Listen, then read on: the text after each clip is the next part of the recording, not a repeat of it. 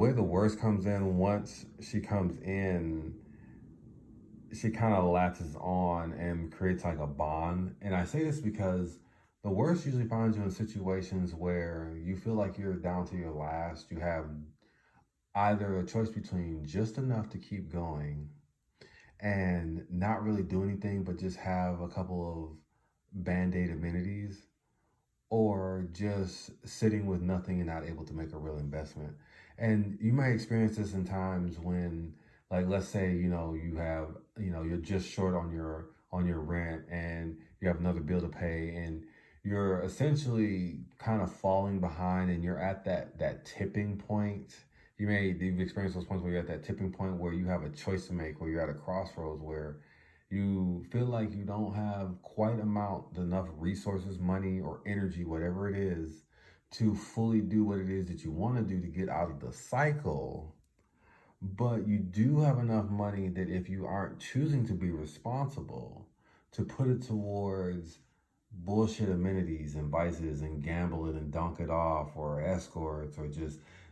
put it towards food, or just anything that's unhealthy for you. And when you're faced with those kinds of choices, that's when the worst comes in, because that's dealing with that kind of energy where it's like, okay, that moment when you're even considering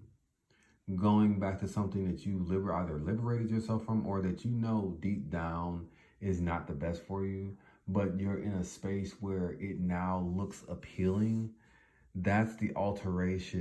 the alteration comes in, because the only reason that said thing that is not appealing is looking appealing is because you are faced with an escapism, which escapism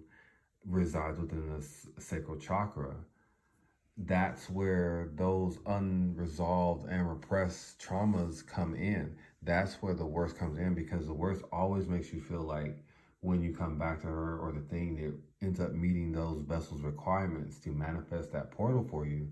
that's where the worst comes in and robs you. And every time the worst comes in, remember that anytime you were facing that direction, you were always better off before you ever even started to face that energy or that direction.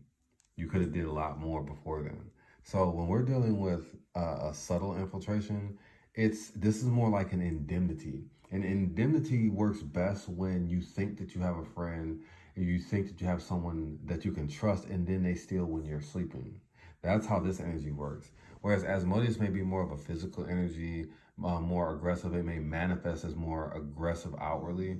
and a robbing of an external energy. The worst, or entities like succubi, these energies are generally going to be a lot more in the sacral chakra. So this also means that you may get more of a, how do I want to put it? Illusions and imagination, dream state rituals, vivid dream states, lucid dream states within reality, and desires that either become so vivid that you feel like you have to enact them out. Usually you run into people energetically that will essentially not have a head metaphysically, because they're representing the lack of loyalty and simply coming to drain an energy. Um, the worst is very interesting because, again, with this subtle energy, when you're receiving the thing that you want, it's very hard to pick up on something that's slipping in through a crack.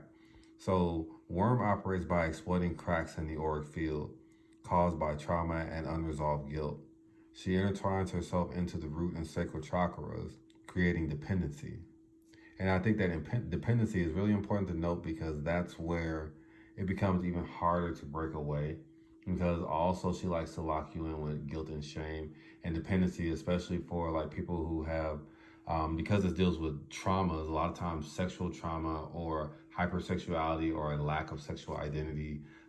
being DL, a lack of being able to properly identify your sexuality, heart chakra traumas that also trickle from unresolved energy in the sacral chakra, also manifest as unhealthy expressions of love in the heart chakra. So this, for example, like with people who may be DL, who have difficulty expressing their exact love interest, may use relationships and connections as friendships, quote unquote, to actually connect or express their feelings and their romances in a way that is not actually seen on the surface. And this is another area where, when we talk about infiltration or dark places, a lot of times being on the fence about your sexuality and what you're authentically interested in creates dependencies, and it also creates cycles. And when we talk about dark places, the dark crevices, and where worm resides, instead of like necessarily like openly facing certain challenges and things, or being honest about what it is that you want to express and connect with, the worst plays on certain connections and may make you lie about the nature of the connections, the friendships,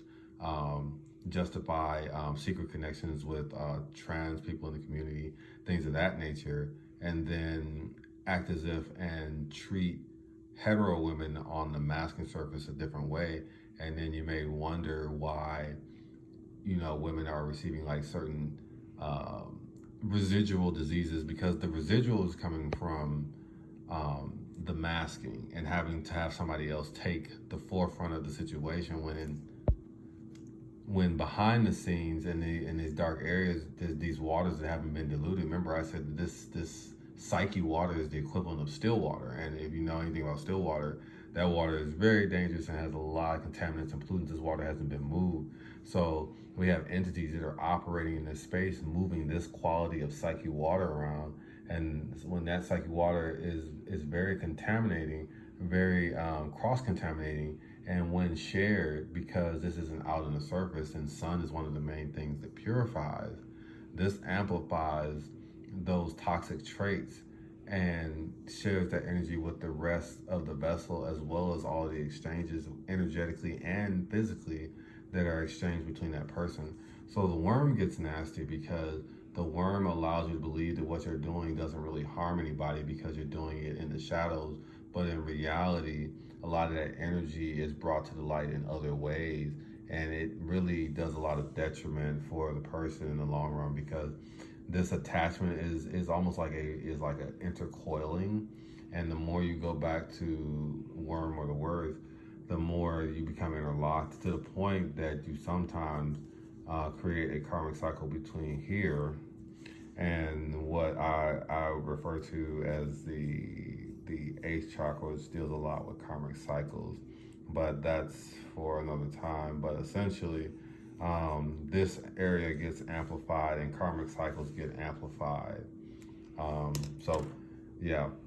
very, very nasty succubi, very, very nasty lustful energy. And I think that it's very important that, as not just men, but just as a human collective, that we know the entities and we know the energies that can be associated or that can be created from a lack of intent or just loose intent. And sometimes when people are harboring or carrying very dark,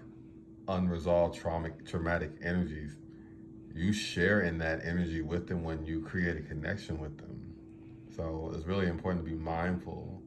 of who and what you're connecting with, and how to understand how to align and release and purge these types of energies, purge these type of qualities, purge these types of frequencies and lifestyles out of your auric field and out of your physical body.